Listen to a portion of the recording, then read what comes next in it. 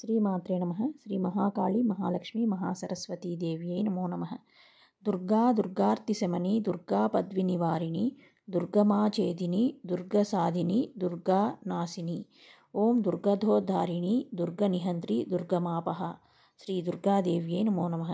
ఇది శ్రీ దుర్గా ద్వాత్రింశనామ మాల అని మనకి లలితా సహస్రనామ పుస్తకంలో ఉంటుందండి. 32 నామాలు ఉంటాయి అమ్మవారివి, దుర్గాదేవివి. ఇది మనం చదువుకుంటే ప్రతిరోజు కూడా మనకి ఎలాంటి కష్టాలు ఉన్నా కానీ అవన్నీ కూడా అమ్మవారు తొలగింపజేస్తారని పెద్దవాళ్ళు చెప్తూ ఉంటారనమాట. ఇది మనం అంటే ఈ దేవి నవరాత్రుల్లోనే కాకుండా మనం ఎప్పుడైనా కానీ మనం ప్రతిరోజు కూడా దుర్గా అమ్మవారిని తలుచుకొని అమ్మవారికి ఈ స్తోత్రం అనేది చెప్పుకుంటే మనకి అమ్మవారి అనుగ్రహం అనేది, అమ్మవారి ఆశీస్సులు అనేవి మన పైన ఉంటాయని కూడా చెప్తూ ఉంటారు. కాబట్టి ప్రతిరోజు కూడా చదవడానికి ప్రయత్నించండి.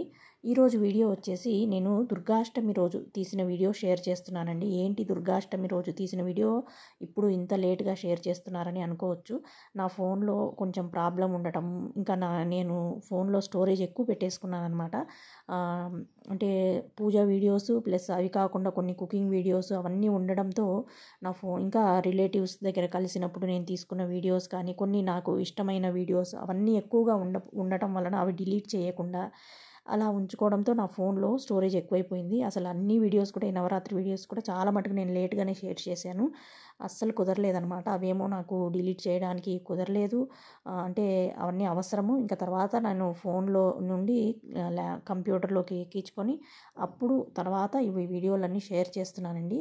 కాకపోతే నేను ఈ 9 రోజులు ఈసారి అమ్మవారు నాకు అవకాశం ఇచ్చారు. 9 రోజులు పూజించుకునే అవకాశము. అందుకని నేను ప్రతిదీ వీడియో తీసుకోవాలని అనుకొని స్టోరేజ్ ఎక్కువైపోయిందనమాట. ఇంకా పాతవి కూడా చాలా మటుకు ఫొటోస్ కానీ అవన్నీ వీడియోస్ కొన్ని డిలీట్ చేసుకోలేదు. సో ఆ ప్రాబ్లం ఉండటంతో నాకు వీడియోస్ నేను వాయిస్ చెప్పుకున్నా కానీ అవి షేర్ చేయలేకపోయానమాట. సో అందుకని డిలేగా షేర్ చేస్తున్నాను. కాకపోతే నా ఛానల్లో నేను ఈ 9 రోజులు అమ్మవారిని పూజించుకున్నాను కాబట్టి ఆ వీడియోస్ నా ఛానల్లో ఉండాలి అన్న ఒక ఉద్దేశంతో షేర్ చేసుకుంటున్నాను. నచ్చిన వాళ్ళు లైక్ చేయండి, చూడండి. ఇంకా నచ్చకపోతే స్కిప్ చేసేసుకోండి. ఆ రోజు దుర్గాష్టమి రోజు నేను పూజ ఎలా చేసుకున్నాను, అమ్మవారికి ఏ నైవేద్యాలు పెట్టాను అనే వీడియోని నా ఛానల్లో నేను ఒక జ్ఞాపకంగా పెట్టుకుంటున్నాను అనమాట. సో వీడియో నచ్చితే అందరూ లైక్ చేస్తారని అనుకుంటున్నాను. వీడియోలోకి వెళ్దాము. దుర్గాష్టమి రోజు నేను అంటే మనకి మంగళవారంతో కూడి వచ్చింది. అంటే 9వ రోజు అయింది అప్పటికి. మనకి ఈసారి 11 రోజులు వచ్చింది కదండి నవరాత్రి. అసలు అమ్మవారికి మంగళవారం కూడా చాలా ఇష్టమైన రోజు. ఇంకా నేను ఆ రోజు సుబ్రహ్మణ్య స్వామి ఆరాధన, లక్ష్మీ నరసింహస్వామి ఆరాధన అది చేసుకుంటూ ఉంటాను. రుణ విమోచక, అంగారక స్తోత్రము, ఆంజనేయ స్వామికి హనుమాన్ చాలీసా ఇవన్నీ కూడా చదువుకుంటానమాట. సో ఆ రోజు ప్రసాదం కూడా మామూలుగా దుర్గా అమ్మవారికి గారెలు, ఇంకా మనము పులిహోర చేస్తారు చింతపండుతో. కాకపోతే నేను వారంలో 1-2 సార్లు చేశాను. రవ్వ పులిహోర ఒకసారి, మామూలుగా పులిహోర ఒకసారి. అంటే ఇంకా తర్వాత మర్నాడు నవమి రోజు నేను మా మరదల్ని పిలుచుకున్నానమాట బాల పూజకు, ఇంకా ముత్తైదువుని పూజించుకుందామనేసి. ఇంకా ఆ రోజు ఎలాగో మహానైవేద్యం అన్నీ సిద్ధం చేస్తాం, పులిహోర అన్నీ చేస్తాం కదా. సో ఈరోజు సింపుల్గా అమ్మవారికి నిమ్మకాయ కూడా, అంటే మామూలుగా నిమ్మకాయ పులిహోర నైవేద్యం కిందకి రాదు అని అంటారు పెద్దవాళ్ళు. కాకపోతే మనము అన్నప్రసాదం ఏదో ఒకటి పెట్టుకోవాలి కాబట్టి ఇలా అన్నంతో క్యారెట్ కూడా, అంటే ఇవాళ కొంచెం డిఫరెంట్గా చేద్దామని క్యారెట్ కూడా యాడ్ చేసి క్యారెట్ రైస్ లాగా చేశానమాట.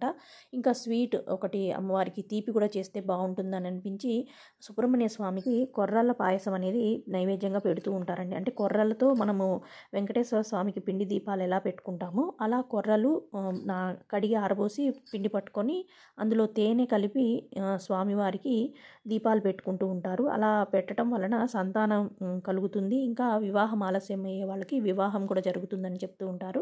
సో కొర్రలతో కొంచెం పాయసం చేద్దామనేసి కొర్రల పాయసం అనేది కూడా చేశాను. ఇంకా పానకం, వడపప్పు అవన్నీ కూడా సిద్ధం చేసుకున్నాను. ఇంకా అమ్మవారికి, దుర్గా అమ్మవారికి మనము నిమ్మకాయ జ్యూస్లో, అంటే రసంలో కొంచెము అల్లం ముక్కలు వేసి కూడా నైవేద్యం పెడతారని ఒక ధర్మ సందేహాలు కార్యక్రమంలో విన్నానమాట. అప్పటి నుండి కొన్ని అల్లం ముక్కలు అలా నిమ్మరసం కలిపి పెడతాను. అది కొంచెం కలర్ ఎర్రగా మారుతూ ఉంటుందన్నమాట. సో అమ్మవారు, దుర్గా అమ్మవారికి ఎరుపు అనేది ఇష్టం కాబట్టి ఆ ఉద్దేశంతో ఈ ప్రసాదం అనేది పెడతారేమో అని అనుకుని అప్పటి నుండి, నేను తెలుసుకున్నప్పటి నుండి పెడతాను. కొంచెం చిన్న స్పూన్ అనేవి అల్లం ముక్కల్లో కొంచెం ఒక అరచెక్క నిమ్మరసం కలిపి పెడుతూ ఉంటానన్నమాట. ఇంకా అమ్మవారికి నిమ్మకాయల మాల అనేది కూడా చాలా విశేషం కదా దుర్గాదేవికి. సో 9 నిమ్మకాయలను కూడా శుభ్రంగా కడిగి గుచ్చేసుకొని మాలలాగా గుచ్చేసుకొని తర్వాత పసుపు, గంధము, కుంకుమ బొట్లన్నీ పెట్టి మాలలాగా రెడీ చేసుకున్నాను. ఇంకా పూజకు కావాల్సిన ఏర్పాటంతా కూడా ఒక పక్క వంట చేసుకుంటూ పూజ ఏర్పాట్లు కూడా చేసుకుంటూ ఉన్నానన్నమాట.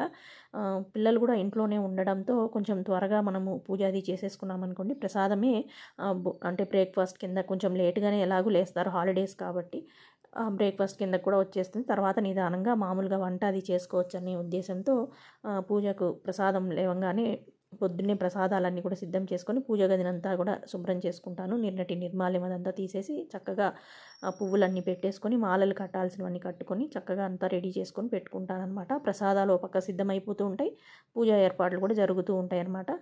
ముందుగా ఆచమనం చేసి దీపారాధన వెలిగించి సంకల్పం చెప్పుకొని హరిద్రా గణపతి పూజ చేసుకుంటాను. ప్రతిరోజు కూడా నేను హరిద్రా గణపతి పూజ చేసుకుంటానండి.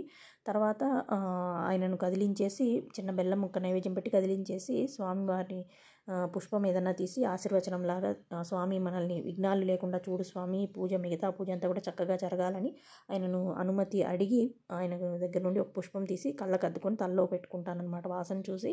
తర్వాత అమ్మవార్లకి అందరికీ కూడా ఇవాళ మంగళవారం కదా, ఆంజనేయ స్వామికి ఇంకా లక్ష్మీ నరసింహస్వామిగా నేను వెంకటేశ్వర స్వామిని భావించి ఆయనకు అభిషేకము, పానకంతో అభిషేకము, ఇంకా సుబ్రహ్మణ్య స్వామికి పాము పడగ చిన్నది ఉందండి, ఆ పడగ కూడా పెట్టుకుంటాను. ఇంకా శక్తి శూలం అంటే వేలు అంటాం కదా, మురుగన్ వేలు ఉంటుంది కదా, అది కూడా పెట్టుకొని ఇంకా శివయ్యను ప్రతి నిత్యము నేను అభిషేకం చేసుకుంటాను. ఇంకా కామాక్షి అమ్మవారి విగ్రహంలోనే దుర్గాదేవి ఉన్నట్టుగా భావన చేసుకొని ఆ అమ్మవారికి కూడా అభిషేకం అది చేసుకుంటాను. ఇంకా గోమాతకు ప్రతిరోజు కూడా నేను గోమాతకు అభిషేకం అనేది చేసుకుంటానన్నమాట. దుర్గా అమ్మవారి విగ్రహం అనేది తెచ్చుకోలేదు. తెచ్చుకుందామని అనుకొని కూడా వెనకడుగు వేశాను. కొంచెం ఆలోచించాను అనమాట. చూద్దాము, అమ్మవారిని ఎప్పుడో ఒక రోజు అయితే తెచ్చుకుంటాను. దుర్గా అమ్మవారి ఇంట్లో ఉండడం కూడా చాలా మంచిదని కూడా చెప్తూ ఉంటారు. కొంతమంది భయపడుతూ ఉంటారు కానీ ఉగ్ర స్వరూపం కదా, ఇంట్లో పెట్టుకోకూడదని. కాకపోతే ప్రతిరోజు కూడా మనము దుర్గా అమ్మవారిని తలుచుకోవాలి, అమ్మవారిని పూజించాలని కూడా పెద్దవాళ్ళు చెప్తూ ఉంటారు కాబట్టి తప్పేం లేదని కూడా చెప్తున్నారు. కాకపోతే ఈసారి కాదు, అమ్మవారిని కూడా ఒక మంచి రోజు తెచ్చుకొని అమ్మవారిని కూడా పూజించుకుంటాను. నెక్స్ట్ దసరా వరకు తెచ్చుకుంటానేమో చూడాలి. అమ్మవారు మా ఇంటికి వస్తుందేమో అని వెయిట్ చేస్తున్నాను.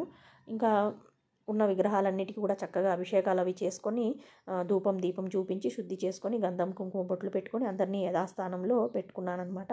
ఇంకా అమ్మవారిని చక్కగా నేను తామర పువ్వులో అమ్మవారిని కూర్చోబెట్టుకున్నాను. ఈసారి 5 రోజులు అమ్మవారికి తామర పువ్వులు సమర్పించుకునే అవకాశం వచ్చింది నాకు. అన్నపూర్ణాదేవికి, లక్ష్మీదేవికి, లలితమ్మకు, సరస్వతి అమ్మవారికి, ఇంకా దుర్గాదేవికి ఇలా ముఖ్యమైన రోజుల్లో నేను అమ్మవారికి తామర పువ్వులు అనేవి సమర్పించి పువ్వులని ఆసనంగా అమ్మవారికి కూర్చోబెట్టి భావన చేసుకొని పూజించుకున్నాను అనమాట. అమ్మవారు అట్లా తామర పువ్వులో కూర్చొని ఉంటే అసలు ఎంతసేపు నేను చూస్తూ ఉన్నానో అసలు నాకే తెలియదు. అలా కొంచెం సేపు చూస్తూ ఉండిపోతానన్నమాట. అలంకరణ అంతా చేసిన తర్వాత మనం చిన్నగా చేసిన అలంకరణే ఒక్కొక్కసారి మన మనసుకి తృప్తినిస్తూ ఉంటుంది కదా. అలా చక్కగా అమ్మవారిని కూర్చోబెట్టి కాసేపు అలా చూస్తూ ఉన్నానన్నమాట. తర్వాత అమ్మవారిని ప్రాణప్రతిష్ఠ చేసుకొని అమ్మవారికి షోడశోపచార పూజ అనేది చేసుకొని అమ్మవారి అష్టోత్తరము అవన్నీ దుర్గాదేవికి సంబంధించిన స్తోత్రాలు అవన్నీ కూడా చదువుకొని కుంకుమార్చన అది చేసుకున్నాను. తర్వాత నేను ముందుగా ప్రతిరోజు నేను చేసుకునే పూజ లక్ష్మీ వెంకటేశ్వర స్వామి పూజ, శివయ్యకు లలితమ్మకు 8 నామాలతో పూజ చేసుకుంటాను. అది చేసుకున్నాను. తర్వాత సుబ్రహ్మణ్య స్వామి పూజ చేసుకొని కరావలంబ స్తోత్రము, ఇంకా రుణ విమోచన అంగారక స్తోత్రము, ఇంకా లక్ష్మీ నరసింహస్వామికి పానకాలతో అభిషేకం చేసుకున్నాను కదా. తర్వాత ఉగ్రం వీరం మహావిష్ణువు అనుకుంటూ ఆ శ్లోకాన్ని ఒక 5 సార్లు చదువుకున్నాను. తర్వాత ఆంజనేయ స్వామికి పూజ చేసుకొని హనుమాన్ చాలీస కూడా చదువుకున్నాను అనమాట. ఇలా ప్రతినిత్యము నేను చేసుకునే పూజ అంతా కూడా చేసుకున్న తర్వాత చివరిలో దుర్గా అమ్మవారిని షోడశోపచారాలతో పూజ అనేది చేసుకున్నాను. అదాంగ పూజ అవన్నీ కూడా అమ్మవారికి చక్కగా చేసుకున్నాను అనమాట. తర్వాత అమ్మవారికి ధూప దీప నైవేద్యాలు సమర్పించుకున్నాను. ఇంకా మంగళవారం రోజు నేను తమలపాకు దీపారాధన అనేది సుబ్రహ్మణ్య స్వామిని ఉద్దేశించి చేసుకుంటూ ఉంటాను. ఇంకా రుణ విముక్తి కోసము కందిపప్పు దీపారాధన కూడా చేస్తానన్నమాట. కందులు ఉంటే కందులు కూడా వేసుకోవచ్చు. కందిపప్పు ఉన్నాయి కాబట్టి అవి పెట్టుకున్నాను అనమాట. చిన్న రాగి ప్లేట్లో పెట్టి ఒక నెయ్యి దీపం అనేది వెలిగించుకున్నాను. 6 ఒత్తులు వేసి సుబ్రహ్మణ్య స్వామిని ఉద్దేశించి ఇలా వెలిగించుకొని కరావలంబ స్తోత్రం అది చదువుకున్నాను. తర్వాత దుర్గా అమ్మవారి పూజ అయిన తర్వాత నైవేద్యాలు, మహా నైవేద్యం అంటే నేను ప్రసాదాలు సిద్ధం చేసుకున్నాను కదా, ఆ నైవేద్యాలు సమర్పించి అమ్మవారికి హారతి, మంత్రపుష్పము, క్షమార్పణ ఇవన్నీ కూడా చెప్పుకున్నాను అనమాట. ఇంకా మనం గంధం అరగదీసే సాన ఉంటుంది కదా, దానిపైన అమ్మవారి ముఖాన్ని ఇలా పసుపు కుంకుమతో వేసుకున్నాను. దుర్గా అమ్మవారిది మామూలుగా పులిహోర చేస్తే పులిహోర ఒక గిన్నెలో పెట్టేసి అమ్మవారి ముఖాన్ని అందులో పల్లీలు వాటితో, మిరపకాయలతో వాటితో చేసేదాన్ని. ఈరోజు ఇలా అంటే లాస్ట్ ఇయర్ కూడా ఇలా ఒకసారి చేశాను. సో ఇవాళ కూడా అమ్మవారికి, దుర్గా అమ్మవారికి ఇలా పసుపు కుంకుమతో అమ్మవారి ముఖాన్ని, ముక్కు పుడకని వేసి చక్కగా అమ్మవారిని ఫస్ట్ అష్టోత్తరం చదువుకుంటూ జాజి పూలతో ఇంకా దానిమ్మ గింజలతో చేసుకున్నాను. ఇంకా కుంకుమార్చన కూడా ఒకసారి చేసుకొని లలితా సహస్రనామ పారాయణము, ఖడ్గమాలా స్తోత్రము, దేవి నవరత్న మాలికా స్తోత్రము, ఇంకా దుఃఖ నివారణ కామాక్షి స్తోత్రం అని ఉంటుంది, అది కూడా చదువుకున్నాను అనమాట. చక్కగా ఇవన్నీ కూడా చదువుకొని శివయ్యను కూడా ఒకసారి పూజించుకొని ధూపదీప నైవేద్యాలు సమర్పించి అమ్మవారికి హారతి, మంత్రపుష్పం, క్షమార్పణ, ఇంకా పంచహారతి ఇవన్నీ కూడా ఈ 9 రోజులు అంటే 11 రోజులు చక్కగా చేసుకున్నానండి. ఇది మాత్రం అమ్మవారి అనుగ్రహం అని అనుకుంటాను. ఎందుకంటే ఇలా మనకి 11 రోజులు వచ్చినప్పుడు కూడా అమ్మవారిని పూజించుకునే అనుగ్రహం అమ్మవారు మనకి ఇవ్వడం అనేది కూడా చాలా చాలా సంతోషంగా అనిపిస్తూ ఉంది. చక్కగా ఈసారి తామర పువ్వులతో, జాజి పూల మాలలతో, ఇంకా మల్లెపూల మాలలతో, ఇంకా మందార పుష్పాలతో, సుగంధ పరిమళ పుష్పాలన్నిటితోనూ అమ్మవారిని పూజించుకున్నానమాట. ఇంత మంచి అవకాశం ఇచ్చిన అమ్మవారికి కృతజ్ఞతలు తెలుపుకుంటూ, అమ్మ మనందరినీ చల్లగా చూడాలి, దుర్గమ్మ మనందరినీ కూడా చల్లగా చూడాలని మనస్ఫూర్తిగా కోరుకుంటూ శ్రీమాత్రే నమః.